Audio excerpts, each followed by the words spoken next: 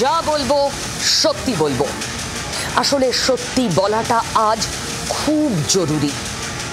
যে নেতারা আমার আপনার ভোটে জেতেন তারপর গলার শিরা ফুলিয়ে হিন্দু মুসলমান করতে ব্যস্ত থাকেন, আপনার আমার সাধারণের কথা, তাদের অসহায়তার সত্যিটা তখন বলতে হয় কাউকে। তাই বলছি, সত্যি বলছি। বিভাজনের বিষ যে কি ভয়ঙ্কর তা গত কদিন ধরে শামশেরগঞ্জ আর ধুলিয়ানের পথের ধুলো আমাদের দেখিয়েছে। দেখুন এই ছবিগুলো, আর ছবি বলে দেবে বাকি কথা।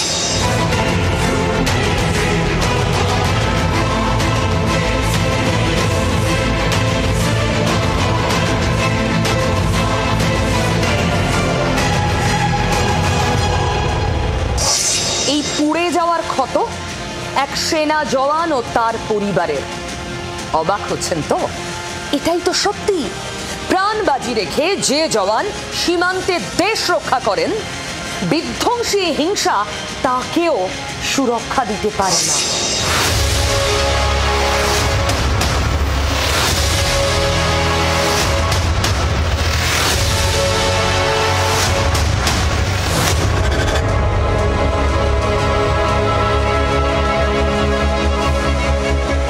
এই মুহূর্তে আমরা যে পুড়ে যাওয়া বাড়ির ভেতরে রয়েছি সেটা সেনাবাহিনীর জওয়ান সুশান্ত মণ্ডলের বাড়ি।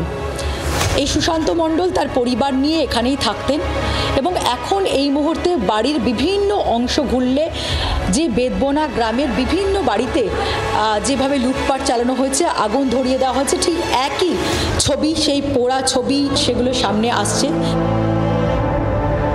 সেনাবাহিনীর জওয়ান সুশান্ত মণ্ডল তার কর্মজীবনের যে ছবি, যে মেডেল তিনি পেয়েছেন সেগুলো লাগানো রয়েছে এবং এই ঘটনার পর তিনি তার পরিবারকে নিয়ে এখান থেকে চলে গিয়েছেন এবং সেনাবাহিনীর জওয়ানরা এসে, সেনাবাহিনীর আধিকারিকরা এসেই তাকে নিয়ে গেছে, কিন্তু এগুলো তিনি খুলে নিয়ে যাবার মতনও পরিস্থিতির মধ্যে সম্ভবত ছিলেন না।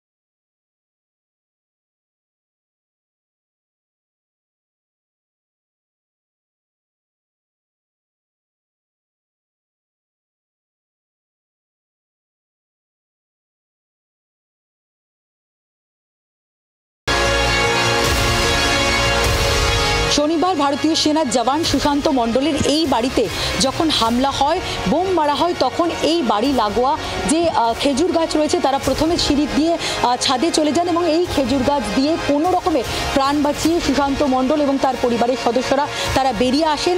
বাড়িতে যে বোমা মারা হয় সেই বোমার স্প্লিন্টারের আঘাতে হাতে আঘাত লাগে সুশান্ত মণ্ডলের এবং তার পরপরই ভারতীয় সেনার একাধিক অফিসার, অন্তত 86 জন জওয়ান এবং অফিসাররা এখানে আসেন এবং তাকে এবং তার পরিবারকে উদ্ধার করে এখান থেকে নিয়ে যান। এই মুহূর্তে তারা অন্য জায়গায় রয়েছেন। এই লজ্জা আমরা রাখবো কোথায়? একবার ভাবুন, যারা সীমান্তে রাত জাগেন বলে আমরা নিশ্চিন্তে ঘুমোতে পারি, তাদের কেউ রেহাই দেয় না এই হানাহানির কারবারিরা। একবার দেখুন সেনা জওয়ানের ঘর বাড়ি, তার মেডেল, তার সার্টিফিকেট, এমনকি উর্দি, কিচ্ছু চোখে পড়েনি হামলাকারীদের, হাত কাঁপেনি ওদের। আসলে হিংসার আগুন অন্ধ করে দেয় মানুষকে, মানুষ আর মানুষ থাকে না।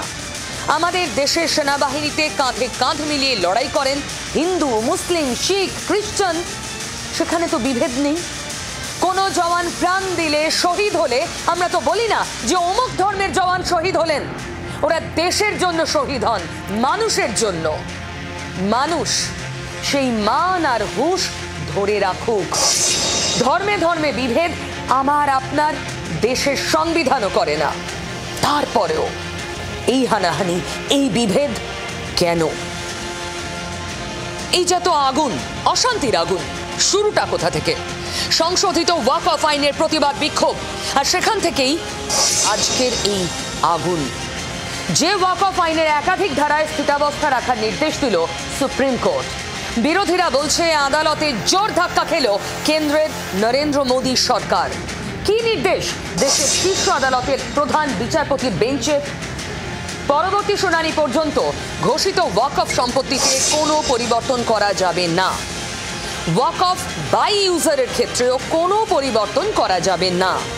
পরবর্তী শুনানি পর্যন্ত ওয়াকফ কাউন্সিল বা বোর্ডে কোনো নিয়োগ করা যাবে না। কোনটা ওয়াকফ সম্পত্তি হবে আর কোনটা হবে না, অমুসলিম কাউকে বোর্ডে রাখা, নতুন আইনের এই দিকগুলো নিয়েই গত কয়েকদিন ধরে চরমে উঠেছে অশান্তির আগুন, সঙ্গে বিতর্ক। আইন তৈরি করে মোদী সরকার আদতে সংবিধান ভেঙেছে বলে দাবি করছিল বিরোধীরা। এই সুপ্রিম নির্দেশ তাই কেন্দ্রের মোদী সরকারের মুখ পোড়ালো বলেই তাঁরা মনে করছেন।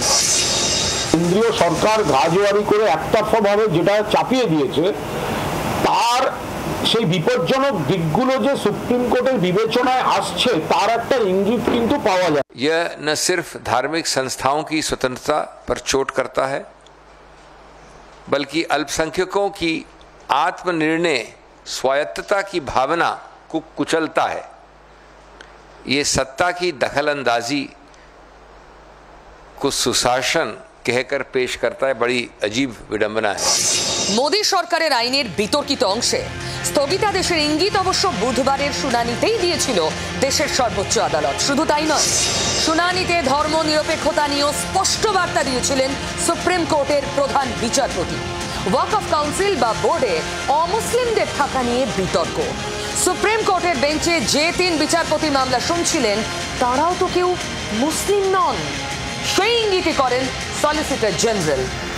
প্রধান বিচারপতি স্পষ্ট বলেন, মামলা শুনতে যখন বসি তখন আমাদের কোনো ধর্ম থাকে না, আমরা তখন সম্পূর্ণভাবে ধর্ম নিরপেক্ষ, সব পক্ষ তখন আমাদের কাছে সমান, সকলে সমান।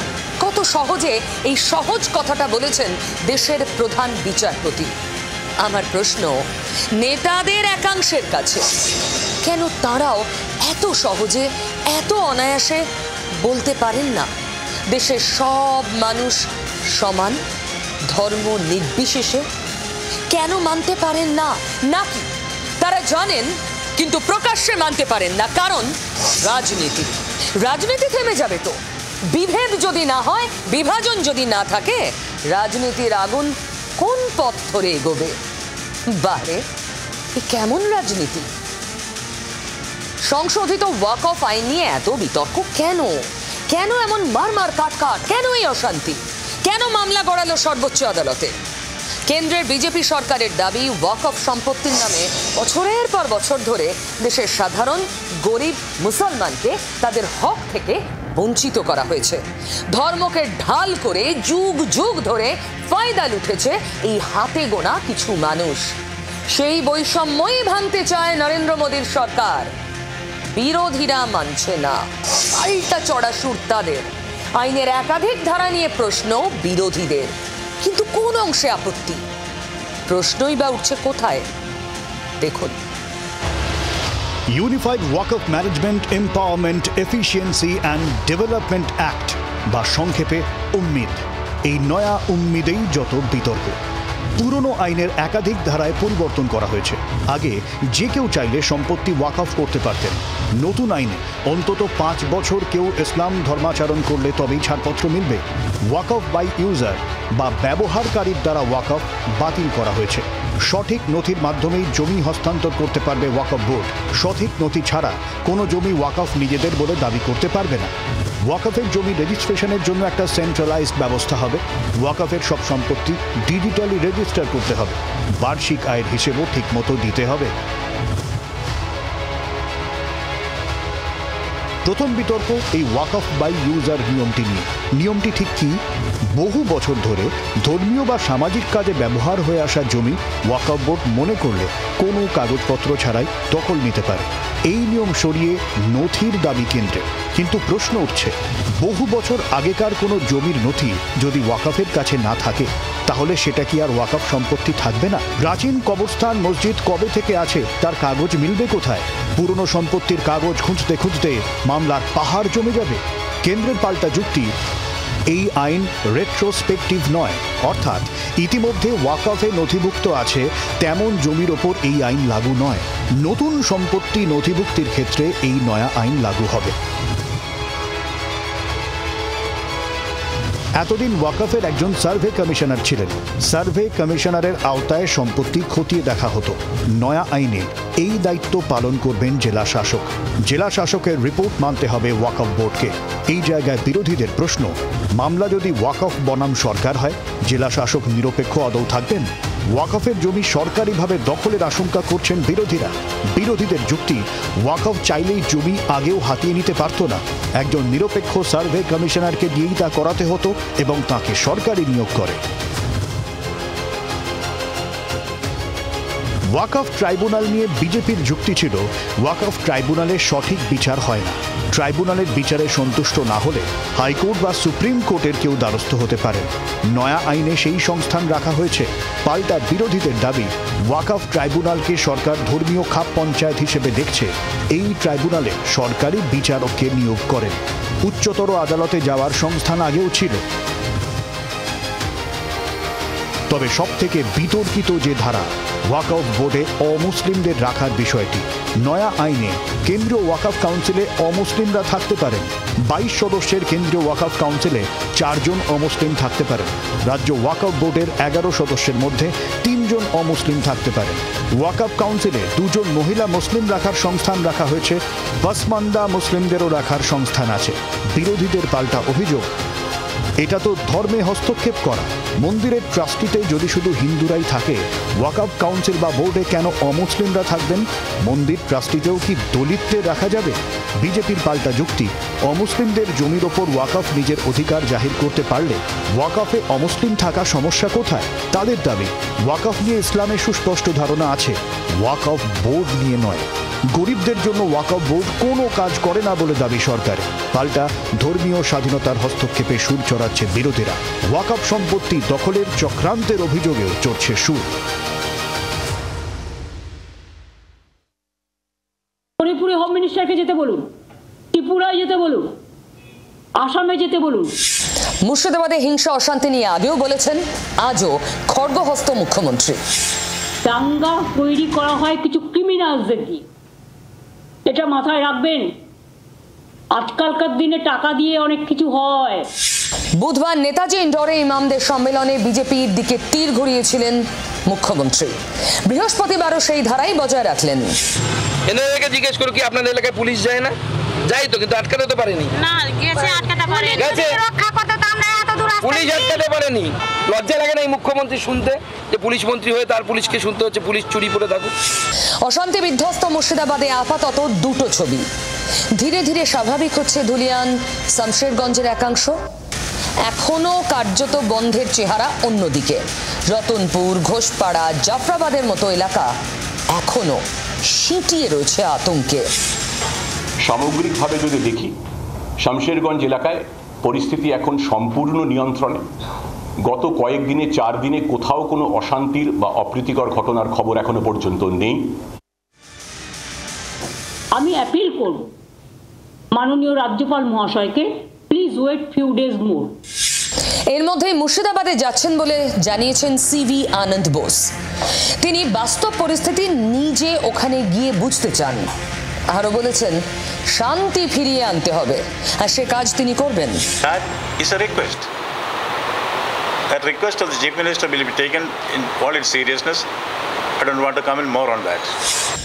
ওপার বাংলা থেকে লোক এনে অশান্তি পাকানো এবং পূর্ব পরিকল্পিত অশান্তির অভিযোগ, পাল্টা অভিযোগে বঙ্গ রাজনীতি ফুটছে। এর মধ্যেই মুর্শিদাবাদে যাবেন রাজ্যপাল। আজ আবার রাজ্যপালের সঙ্গে দেখা করতে গিয়েছিলেন সুকান্ত মজুমদার। রাজ্যপালকে মাননীয় মুখ্যমন্ত্রী কেন বারণ করছেন? উনি কি লুকোতে চান কিছু? কারণ আমি মোথাবাড়িতে যেতে চেয়েছিলাম, আমাকে মোথাবাড়িতে যেতে দেওয়া হয়নি। পরে যখন আমি মোথাবাড়িতে গেলাম, তখন দেখলাম সমস্ত চিহ্ন মিটিয়ে দেওয়া হয়েছে। মুর্শিদাবাদের ঘরছাড়াদের নিয়ে এবার রাজ্যপালের দুয়ারে বিজেপি। ঘরছাড়াদের নিয়ে রাজভবন গেলেন রাজ্য বিজেপির সভাপতি। রাজ্যপালের সামনেই গ্রামে স্থায়ী বিএসএফ ক্যাম্পের দাবি করলেন। আক্রান্তদের পাশে থাকার আশ্বাস রাজ্যপালের। প্রাণভয়ে মুর্শিদাবাদ থেকে পালিয়ে মালদায় আশ্রয় নিয়েছে ধুলিয়ানের কয়েকশো পরিবার। তাদের কয়েকজনকে নিয়ে বুধবার ভবানী ভবনের সামনে ধর্নায় বসেন বিজেপি রাজ্য সভাপতি সুকান্ত মজুমদার। বৃহস্পতিবার ঘরছাড়াদের সরাসরি রাজ্যপালের সামনে দাঁড় করালো বিজেপি নেতৃত্ব। এদিন ধর্মতলায় বিএসএনএল ভবন থেকে হেঁটে রাজভবনে যান ঘরছাড়ারা। সুকান্ত ছাড়াও তাদের সঙ্গে ছিলেন রূপা গঙ্গোপাধ্যায়, তাপস রায়, তমগ্ন ঘোষরা। রাজভবনে বসে অসহায় মানুষগুলোর মুখ থেকে তাদের দুর্দশার কথা শোনেন রাজ্যপাল সিভি আনন্দ বোস। তাদের উপর যে অত্যাচার হয়েছে, তাদের বাড়িঘর কিভাবে ভাঙা হয়েছে, আগুন জ্বালানো হয়েছে, রাজ্যপালের কাছে তার বিবরণ দেন ঘরছাড়ারা।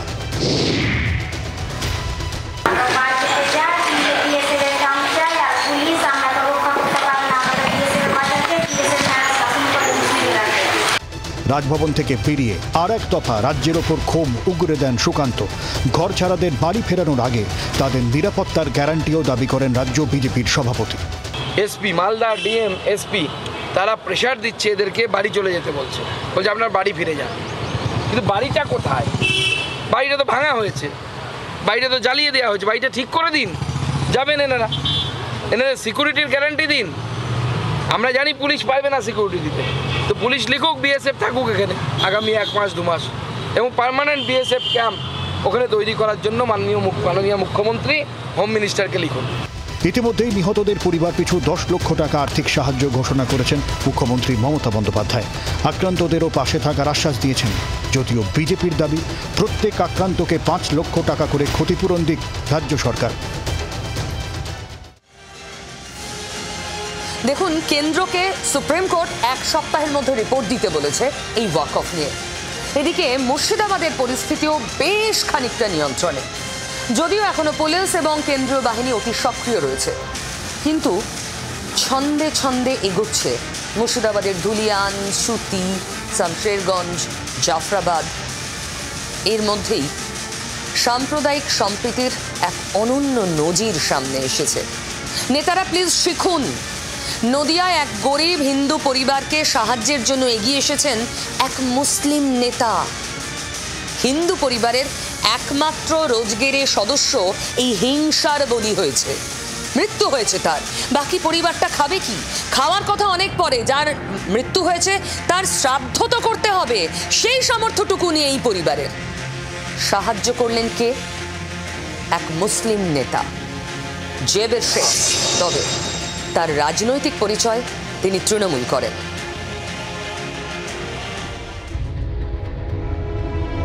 মুর্শিদাবাদে ওয়াকফ অশান্তির আবহে উল্টো ছবি নদিয়ার চাপড়ায়। সেখানে সাম্প্রদায়িক সম্প্রীতির নজির। জাত ধর্মের চেয়ে বড় হয়ে উঠল মানবিকতা।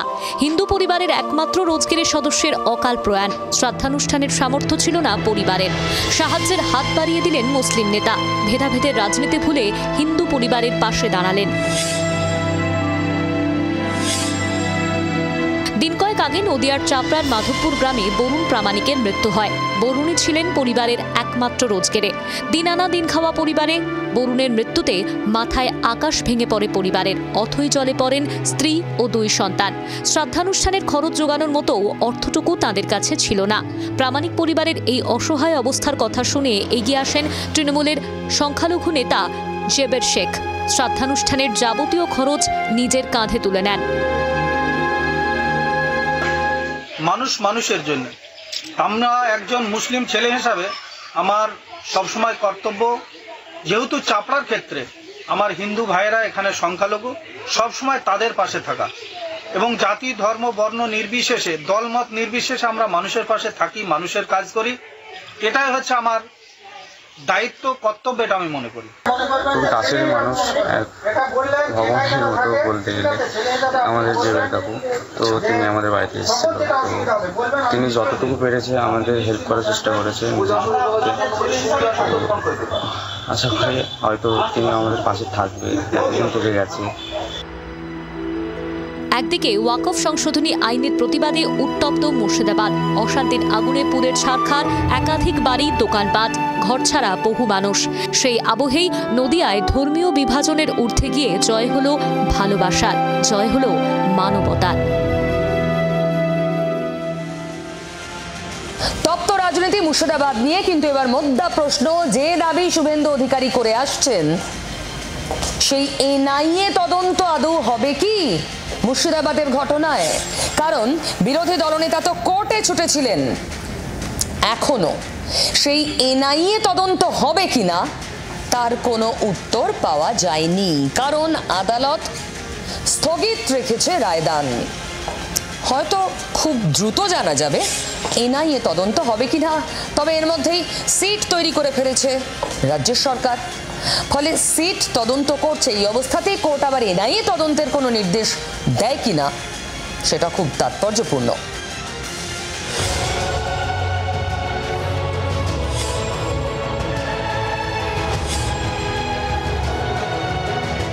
শামশেরগঞ্জ, ধুলিয়ান, সুতি, জাফরাবাদ সহ মুর্শিদাবাদের বিস্তীর্ণ এলাকায় সাম্প্রতিক হিংসার নেপথ্যের কারণ কি?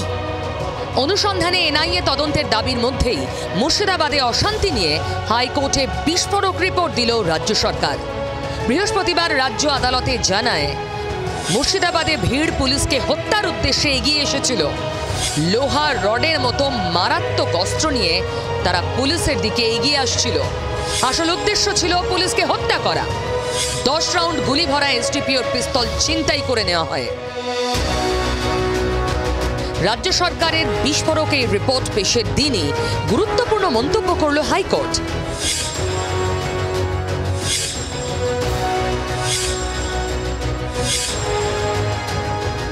এনআইএ তদন্তের দাবিতে দায়ের হওয়া মামলার শুনানিতে কোনো উস্কানিমূলক বক্তব্য থেকে বিরত থাকতে নির্দেশ দিল হাইকোর্ট।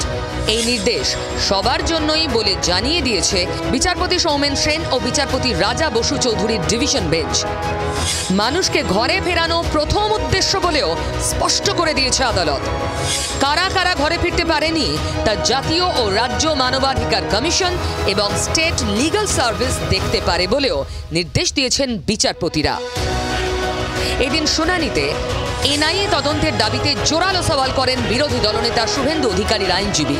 মুর্শিদাবাদের ঘটনা ইউএপিএ আইনের আওতায় আসে এবং এনআইএ তদন্তের জন্য যথোপযুক্ত বলেও দাবি করেন বিরোধী দলনেতার আইনজীবী। আদালত অনুমতি দিলে এনআইএ প্রাথমিক অনুসন্ধান করতে পারে জানিয়ে কেন্দ্রের আইনজীবী হাইকোর্টে সওয়াল করেন। কেন্দ্রীয় বাহিনীকে পরিস্থিতি নিয়ন্ত্রণে স্বাধীন ক্ষমতা দেওয়া হয়েছিল। এখানে রাজ্য পুলিশ বাহিনীকে নিয়ন্ত্রণ করছে। কেন্দ্রীয় বাহিনীকে স্বাধীন ক্ষমতা দেওয়ার দাবি করে কেন্দ্র। রাজ্য আদালতে জানায় 160টি এফআইআর দায়ের হয়েছে। বিস্ফোরক আইনে মামলা রুজু হয়েছে। দুজনের মৃত্যুর ঘটনায় 79 জনকে গ্রেফতার করা হয়েছে। 10 লক্ষ টাকা ক্ষতিপূরণ দেওয়া হচ্ছিল, তারা ফিরিয়ে দিয়েছেন। চাকরি দেওয়াটা সমস্যার। সওয়াল সুরে ডিভিশন বেঞ্চ মন্তব্য করে, ক্ষতিপূরণ মানুষ ফেরাতেই পারেন, কিন্তু মানুষকে ঘরে ফেরাতে হবে। আদালত কিছু কমিটি ফর্ম করে দিচ্ছে, সেই কমিটি ফর্ম করে কমিটির উপরে দায়িত্ব দেওয়া হবে যাতে যে মানুষরা ঘর ছাড়া বা গৃহহীন তাদেরকে যাতে ঘরে ফেরানো যায়। রাজ্য সরকারকেও বলা হয়েছে এক্সপ্লোর করতে যে এদেরকে ক্ষতিপূরণ হিসেবে কিভাবে এদেরকে মানে রিহ্যাবিলিটেট করা যায়। এটা তো রাজনীতি করার জন্য এসেছিল। সারা পশ্চিমবাংলায় জ্বলছে, কোথাও তো নেই। জাজ ইজ স্যাটিসফাইড যে না, এর বাইরে আর কিছু নেই, কারণ ওরা কোনো মেটেরিয়ালস দিতে পারেনি জজ। শুনানি শেষ, রায়দান স্থগিত রেখেছে আদালত।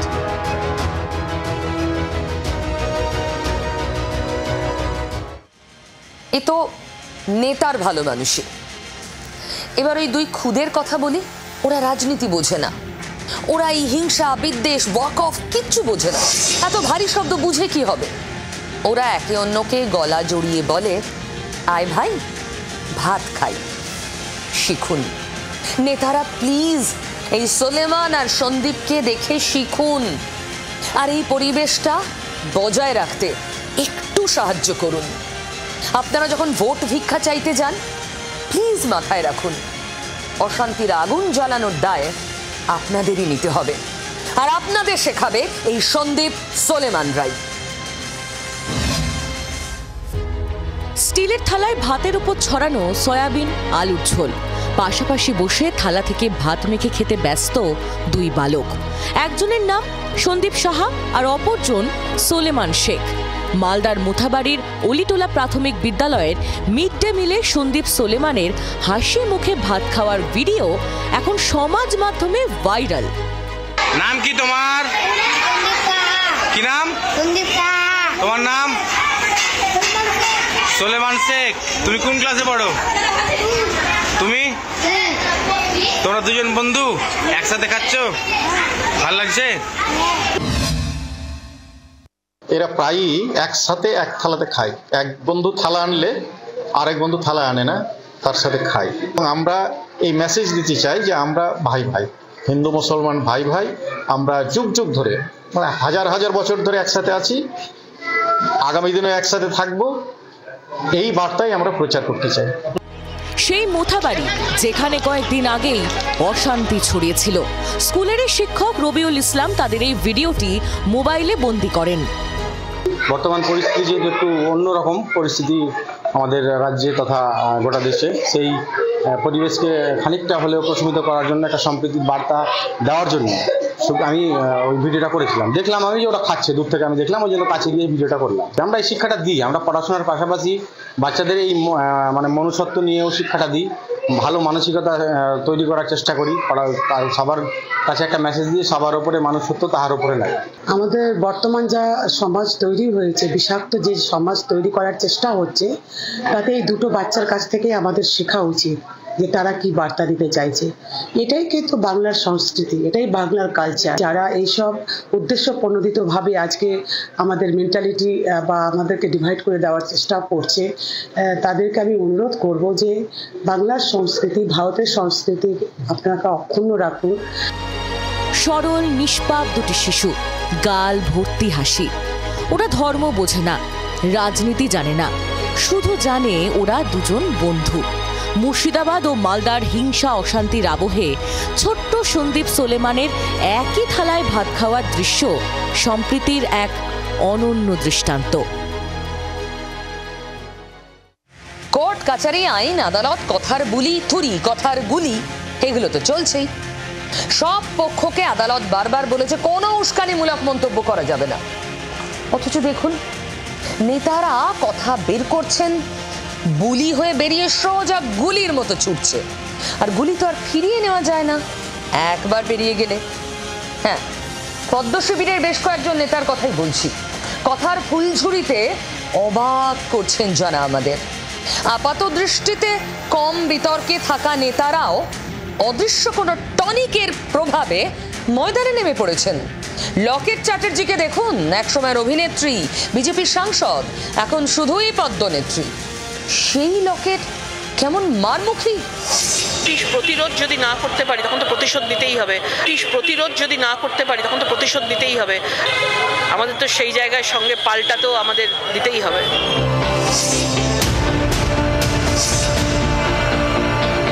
শুনলেন? তবে তিনি একা নন, এটা যে বিজেপির পার্টি লাইন তা স্পষ্ট করছেন একের পর এক নেতা। হ্যাঁ, বঙ্গ রাজনীতিতে একটা বিশেষ রাজনৈতিক সংস্কৃতি তৈরি করছেন তারা।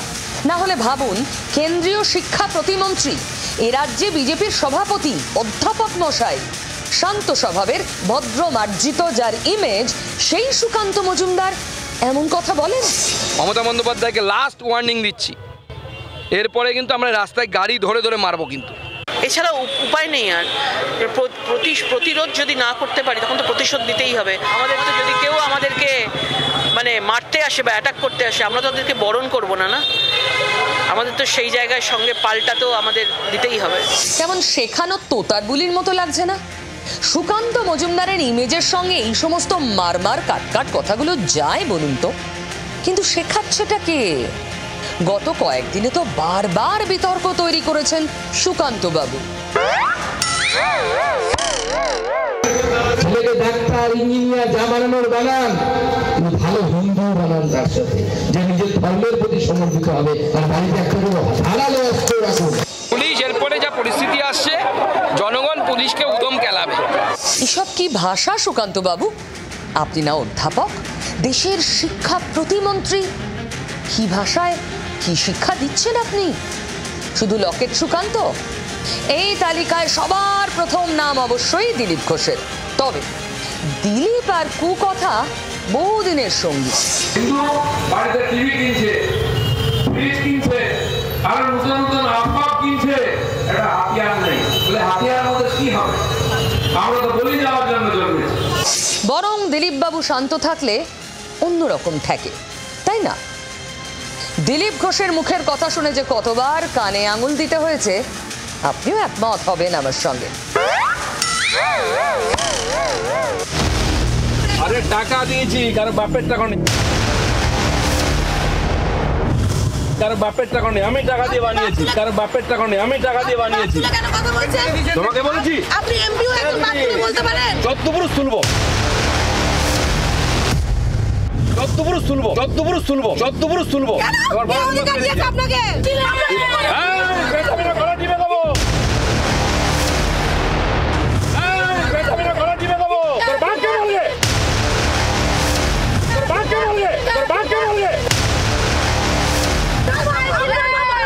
টাকা দিচ্ছে, প্লাস্টার কাটা হয়ে গেল, প্রেম ব্যান্ডেজ বাঁধা হয়ে গেছে, আর পা তুলে তুলে সবাইকে দেখাচ্ছে। শাড়ি পরে আছেন, একটা পা ঢাকা একটা খোলা, এরকম শাড়ি পরতে দেখিনি। যদি পাটা বার করে রাখবেন, শাড়ি কেন বারমুড়া পরতে পারেন, তাহলে পরিষ্কার দেখা যায়।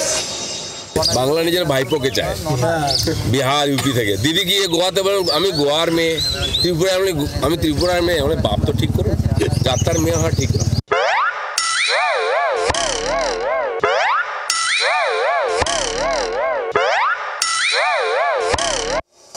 আচ্ছা দিলীপ বাবু, আপনি তো নিজেকে একজন দায়িত্বশীল নাগরিক হিসেবেই দাবি করেন, তারপর এই কথাগুলো বলেন কি করে? কাউকে খুশি করার দায় আমার নেই, তাই প্রশ্ন করছি, বিজেপি নেতারা এত মারমার কাটকাট মারমুখী মারবো ধরবো কাটবো বলছেন কেন? সবাই মিলে বলছেন যখন, ধরেই নিচ্ছে এটা পার্টি লাইন, তার মানে এটা একটা কৌশল, রাজনীতির কৌশল 26-এর আগে। দেখুন কি বলছে এই কৌশল দেখে রাজ্যের শাসক দল। আলো সেজে ভান করারও তো নেতাদের অভাব নেই। এই সময়ে সব মাছ ধরতে বেরিয়ে পড়ে, কোনো কোনো পলিটিক্যাল নেতা বা নেত্রী মাছ ধরতেও বেরিয়ে আসে। সুতরাং আমি বলবো সবাইকে শান্ত থাকতে। তবে অনেকে আবার কি বলছেন জানেন, দিলীপ বাবু নাকি বিয়ে করছেন, আর এই মারমুখী ইমেজটা তাদের মনে হয় বদলেও যেতে পারে বিয়ের পর। সত্যি বিয়ে করছেন দিলীপ ঘোষ? সবটা জানবেন। যদি বিয়ে করেন, কাকে, কোথায়, কি মেনু, কারা নিমন্ত্রিত, সব রাত 10টায়। তবে এখন আমি নেতাদের শুধু মনে করিয়ে দেব একটা কথাই, মুখের কথা এবং ধনুকের তীর একবার বেরিয়ে গেলে ফেরত আনা যায় না। তাই এই কথামালায় যদি কোনো অশান্তি পাকে, দায় নেবেন তো? দিলীপ ঘোষ, সুকান্ত মজুমদার, লকেট চ্যাটার্জিরা সচেতন তো এই বিষয়ে। আপনারা যা বলছেন তা উস্কানি ছাড়া কিচ্ছু নয়। অশান্তি যখন বাড়বে, দায়টা নেবেন তো? জ্বলে পুড়ে খাক যেন উলুখাগড়াদের না হতে হয়। কারণ আরো একবার মনে করাই, যুদ্ধ হয় রাজায় রাজায়, প্রাণ যায় উলুখাগড়ার। আজ সুপ্রিম কোর্টের দিকে গোটা দেশ তাকিয়েছিল। এক তো ওয়াক অফ নিয়ে, আর এক ওই 26,000 চাকরি বাতিল। যে রিভিউ পিটিশন রাজ্য করেছিল তার কি হবে? খারিজ হয়ে যাবে না তো? শেষ যে সলতেটুকু আসার জ্বলছিল নিভে যাবে না তো? এই অবস্থায় সুপ্রিম রায় এলো, সুপ্রিম নির্দেশে আপাতত রিলিফ পাওয়া গেল 8.5 মাসের। হ্যাঁ, 8.5 মাসের জন্য কিছুটা সময় পেলেন চাকরি হারা শিক্ষক শিক্ষিকারা, যতদিন না শনাক্ত করা যায়। সাময়িক স্বস্তি তো বটেই।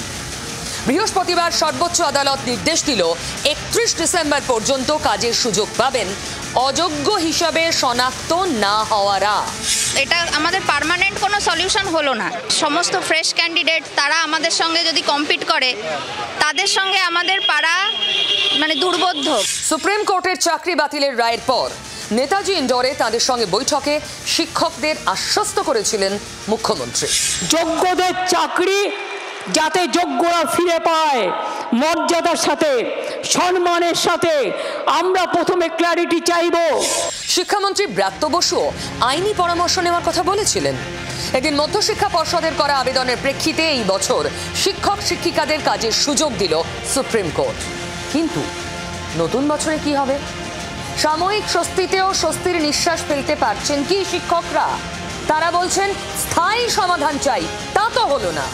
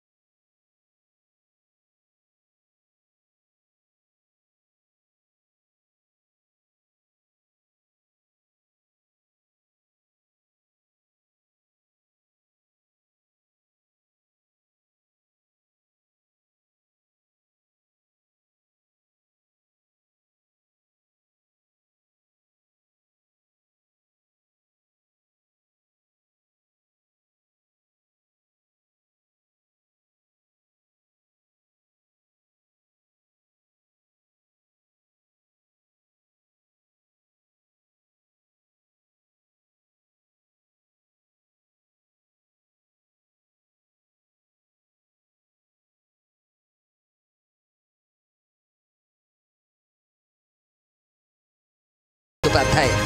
ডিসেম্বর পর্যন্ত আমরা সময় পেয়ে গেছি এবং তারপরেও দেখবেন অনেকে বলছেন 2026-এ যাবে, 2026-এ যাওয়ার প্রশ্নই নেই, এই বছরের মধ্যেই সব সমাধান হয়ে যাবে। কোর্টের রায় ওয়েলকাম করব, কিন্তু যোগ্য অযোগ্য এই ভাগটা হওয়া সবার আগে দরকার, কারা যোগ্য আর কারা অযোগ্য। মধ্যশিক্ষা পর্ষদের তরফে সুপ্রিম কোর্টে আবেদনে জানানো হয়, চাকরি বাতিলের ফলে 9,467টি উচ্চ মাধ্যমিক স্কুল ও 6,952টি মাধ্যমিক স্কুলে শিক্ষক শিক্ষিকার সংকট তৈরি হবে। পড়ুয়াদের শিক্ষা নিয়ে চিন্তিত বলে বৃহস্পতিবার শুনানিতে জানিয়েছে প্রধান বিচারপতির বেঞ্চ। দুটো নিয়োগ প্রক্রিয়া ছিল, নবম দশম এবং একাদশ দ্বাদশ দুটো আলাদা আলাদা নিয়োগ প্রক্রিয়া, দুটো আলাদা রুল ছিল। ফলে দুটো নিয়োগ প্রক্রিয়া থেকে যে সমস্ত শিক্ষকরা যারা এখনো পর্যন্ত অচিহ্নিত টেন্টেড, তারা শুধুমাত্র এই সেশনটা কন্টিনিউ করতে পারবে। কিন্তু আজকে এসএসসি আন্ডারটেকিং দিয়েছে যে তারা 31 মের মধ্যে অ্যাডভার্টাইজমেন্ট করবেন এবং 31 ডিসেম্বরের মধ্যে এই নিয়োগ প্রক্রিয়াটি কমপ্লিট করবেন। এখানে প্রশ্ন হলো, তার মানে আনটেন্টেড টিচাররা যখন সুযোগ পাচ্ছে, ইমিডিয়েট যারা টেন্টেড টিচার আছে তাদেরকে বের করতে হবে। স্বস্তি সেই অর্থে বলা যায় না, তবে আমাদের যে ডিমান্ড ছিল তার একটা পর্যায়ে একটা বৈধতা পেল। কেন না, যদি স্যালারিটা বন্ধ হয়ে যেত আমাদের, সেটা একটা বড় অংশের আমাদের কাছে সেটা একটা বিপর্যয় হিসাবে নেমে আসতো। কিছুটা স্বস্তি শুনতে লাগছে, স্বস্তি এইটুকু যে স্যালারিটা চালু থাকবে, কারণ লোন আছে, ঠিক আছে, সেইটা দিক থেকে স্বস্তি। কিন্তু স্বস্তি এই কারণে নয়, কারণ বারবার বলা হচ্ছে এক্সামিনেশনের ব্যাপার, আমরা কোনো মতে এক্সামিনেশন দিতে পারবো না।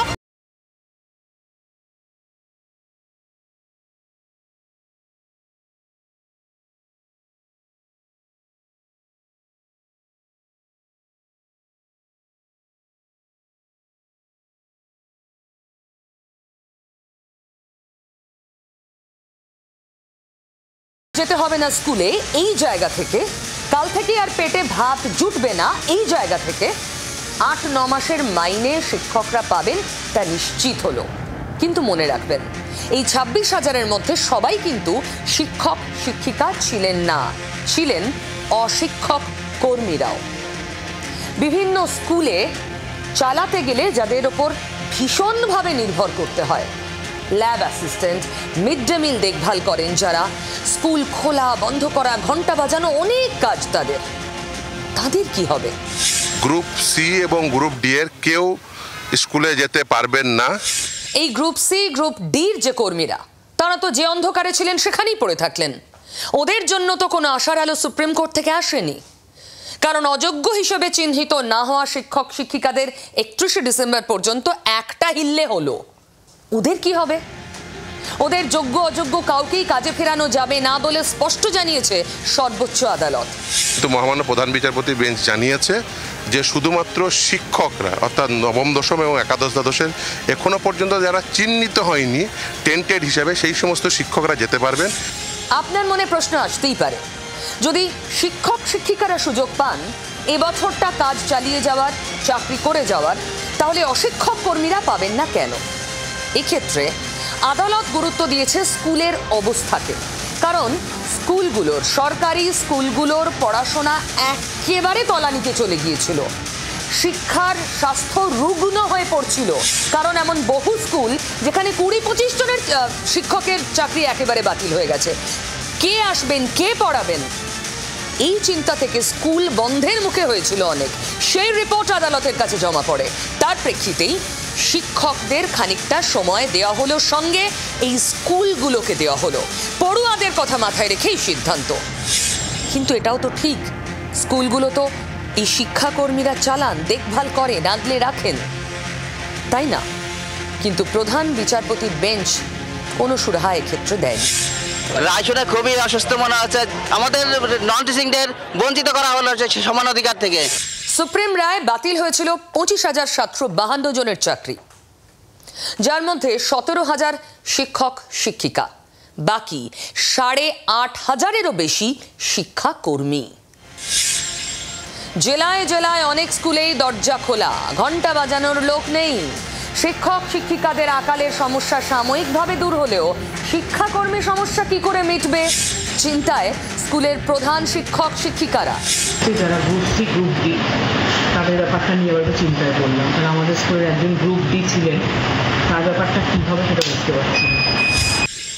নিয়তির ওপর সবকিছু ছেড়েছেন চাকরিহারা গ্রুপ সি ও গ্রুপ ডি কর্মীরা। শিক্ষাকর্মীর অভাব নিয়ে সরকারের দিকেই তাকিয়ে রয়েছে স্কুলগুলো। প্রাপ্তকেও বলেছি ওদের সাথে ডেকে কথা বলতে, যখন কোনো প্রবলেম হয় প্রবলেম সমাধান করবার জন্য সময় নিতে হয়।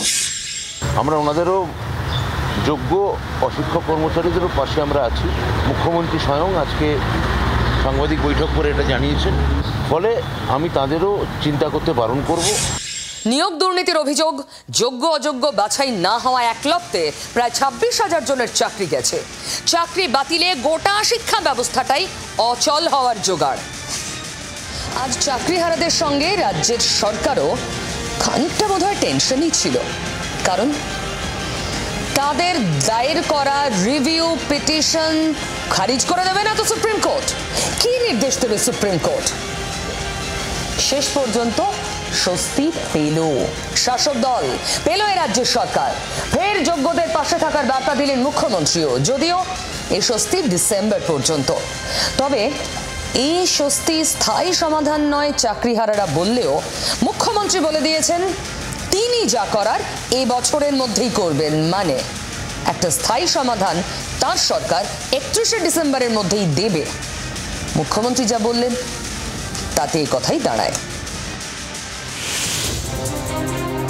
সুপ্রিম নির্দেশে সাময়িক স্বস্তিতে চাকরিহারা শিক্ষকদের একাংশ, স্বস্তিতে রাজ্যের শাসক দলও। বৃহস্পতিবার সর্বোচ্চ আদালতের নির্দেশের পর নিয়োগ দুর্নীতি নিয়ে আপাতত বিরোধীদের আক্রমণ সামাল দেওয়া যাবে বলেই মনে করছে জোড়াফুল শিবির। 26,000 চাকরি বাতিল মামলায় সুপ্রিম কোর্টে নতুন করে আবেদন করে মধ্যশিক্ষা পর্ষদ। এদিন প্রধান বিচারপতির বেঞ্চ জানিয়ে দেয় দাগি কিংবা অযোগ্য নন এমন শিক্ষকরা স্কুলে যেতে পারবেন। 31শে ডিসেম্বর পর্যন্ত তাদের চাকরি বহাল থাকবে। এই খবর সংক্রান্ত জি24 ঘন্টার একটি স্ক্রিনশট শেয়ার করে এক্স হ্যান্ডেলে পোস্ট করে তৃণমূল কংগ্রেস। পোস্টে লেখা, শুরু থেকেই মমতা বন্দ্যোপাধ্যায় বলে আসছেন কোনো যোগ্য শিক্ষককে অন্যায়ভাবে শাস্তি দেওয়া উচিত নয়। আজ সুপ্রিম কোর্ট যোগ্যদের 31শে ডিসেম্বর অবধি স্কুলে পড়ানোর অনুমতি দিল।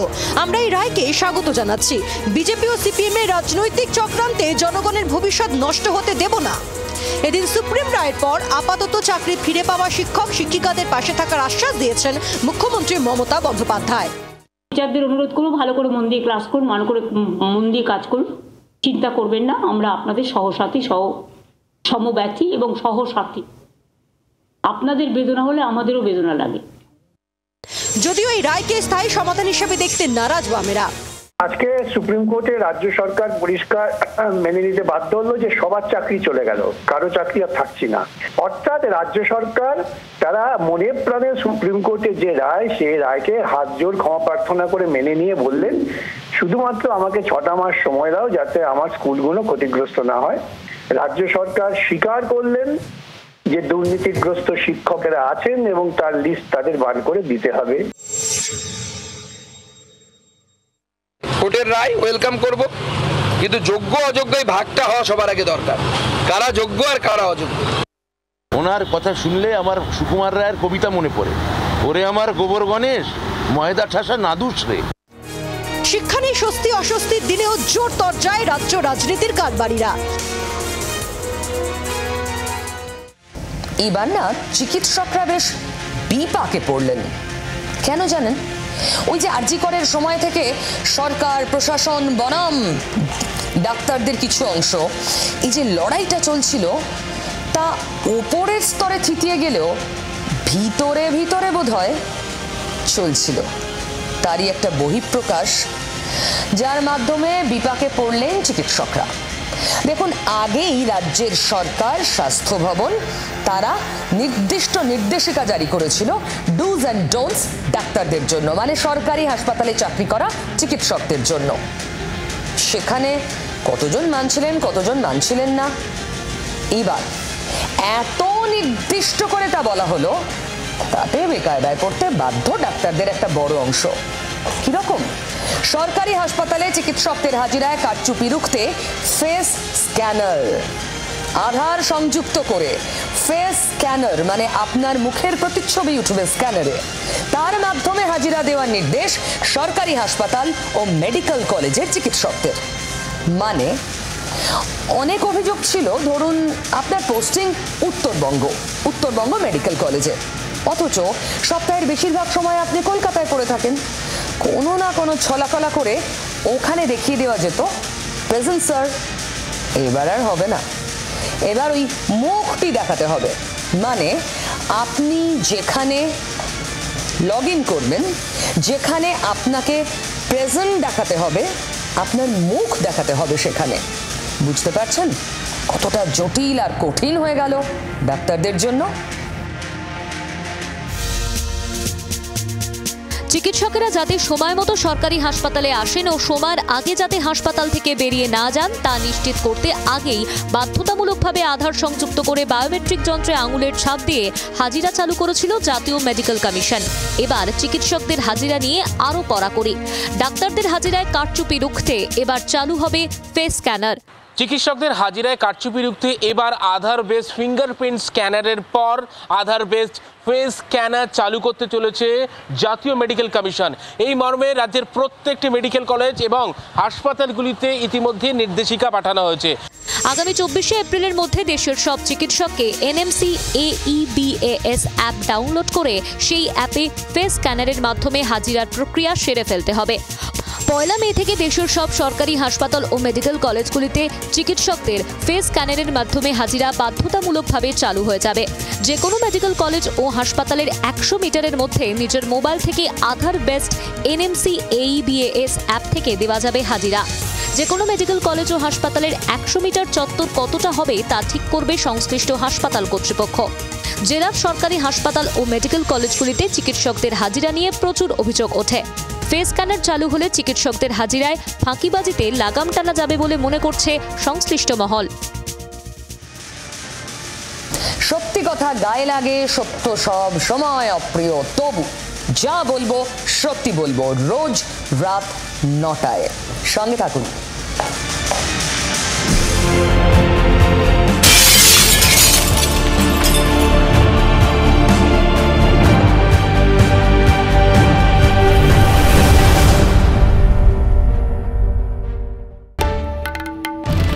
বাংলার আওয়াজ, বাঙালির আবেগ, জি 24 ঘন্টা।